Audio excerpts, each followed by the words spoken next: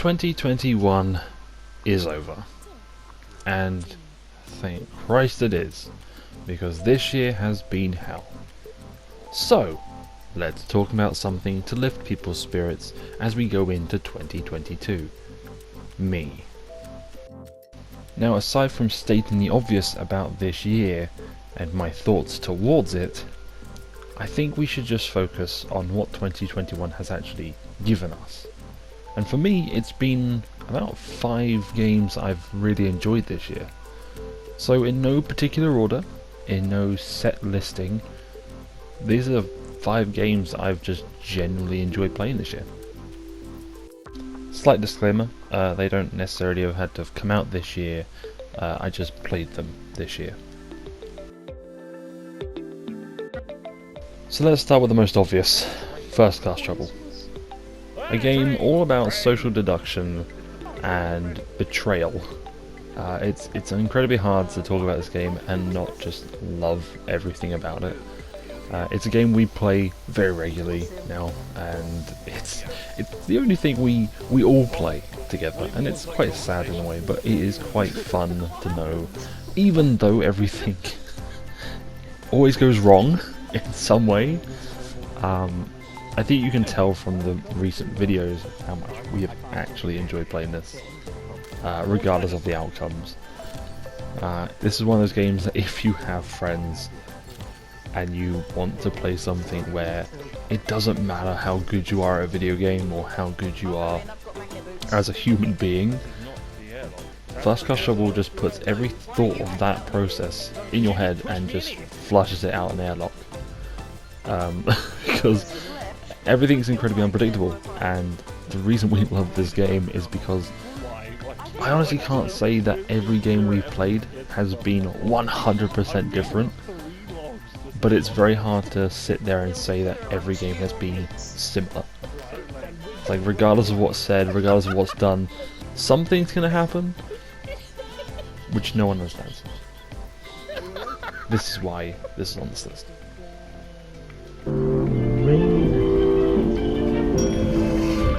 I can see all obstacles in my way. Wait, you're a winner. The devil's catching a ball. Let's talk VR. After the Fall is probably one of the best shooters that I've played in a long time. After the Fall is a online 4-player co-op zombie shooter with PvP. That's fantastic in my books. There's a few hiccups with a few of the controls, tracking, but that's to be expected. But as a game and as a full package, everything works really well, and playing this with other people is such a fun experience. It's really hard to put into words, but it is so fun. The difficulty spikes are immense, and if you've not been upgrading your gear in the previous difficulties, you're not going to survive. It also has a bit of a weird roguelike aspect to it, which is in the higher difficulties, if you die, you lose your gear.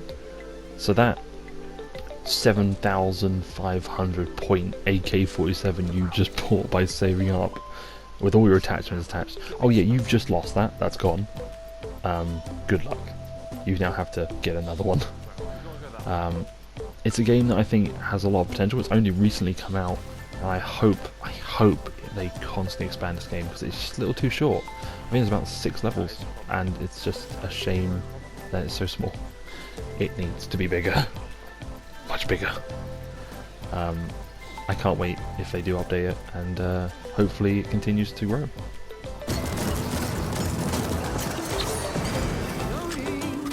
I have an itch on my eyeball. Do you mind? I'm busy.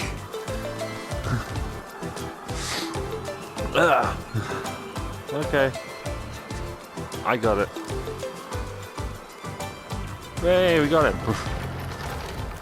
Do you like Vikings? Do you like guns? Do you like roguelike games? And do you like heavy metal? Then I have the perfect game for you. This is BPM, bullets per minute.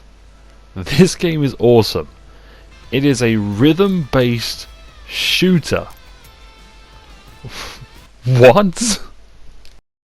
You know when someone tells you something and you don't realise you need it until you physically play it?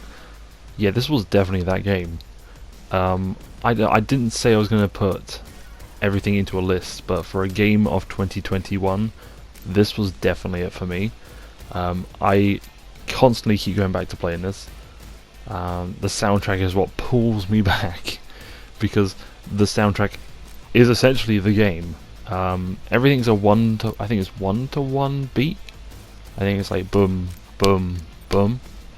But certain guns and reload animations are triggered on half beats, and the boss fights are really cool. There's sub-bosses, it's a dungeon delving game. It's a game that basically said, hey, you know Legend of Zelda? Let's give him a gun, and then make it Crypt of the Necrodancer. That's what this game basically is. It goes down as, I'm going to say it again, it goes down as my game of 2021. As much as I didn't want to put everything into a list, this is my favourite game. It just incorporates a lot of things I really enjoy. And if it ever becomes cheap, I seriously suggest people buy it, because it's so good to play. Although if you don't want to play the game, the actual soundtrack is available on Spotify. I'm just saying.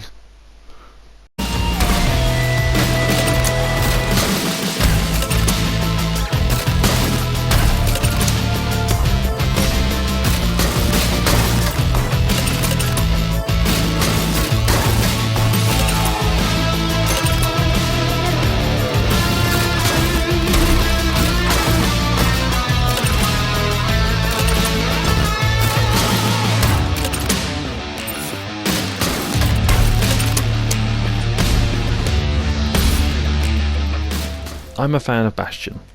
I've played Transistor, and I'm yet to play Hades.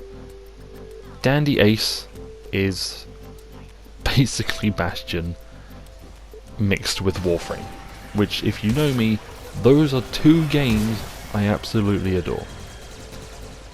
And when you put them together, this is the game you get. And I must be playing it properly, because I've not put the controller down for a long time. I remember I sat there, I was like, right, I'm gonna play a quick game to see if I can get a bit of like shards and stuff so I can upgrade my stuff on the next death. And I then looked at the time and realised I'd been playing the game, and it sounds ridiculous when I say it, but 19 minutes straight. Which, I know it sounds ridiculous, but when you keep in mind how fast paced this game is, that doesn't feel like 19 minutes. And I know that because that's when I died. So, God, what a game though. It's so weird to find a game like this and no one talks about it. Seriously, play this game if it gets cheap. It's so good. But yeah, Dandy Ace, big seal of approval. 2021, it's a good game.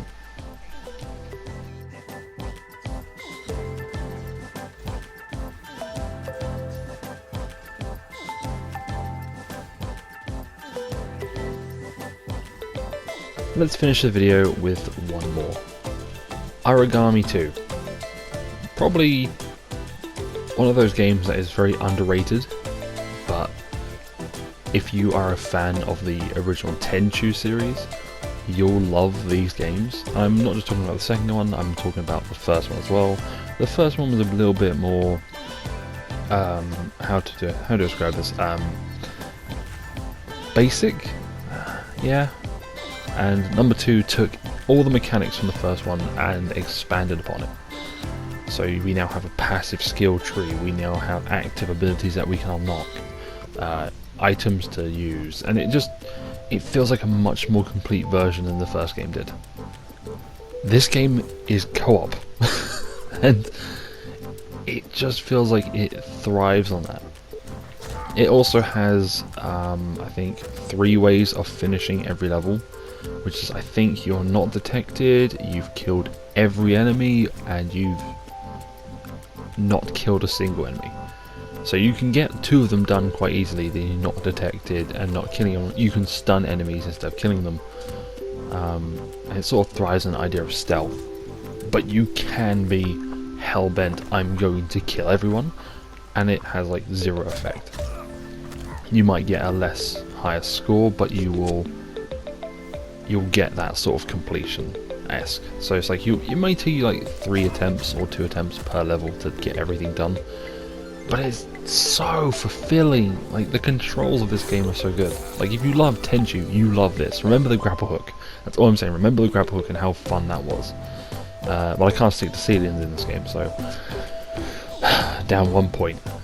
But Aragami II took the original, escalated it, and it is now such a good game, and more people should be playing it. And that about does it for this video.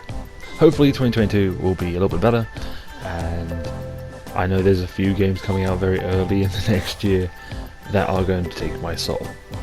So, good luck to everyone for the next year, and hopefully this one's better. Woo! See you around, and stay safe.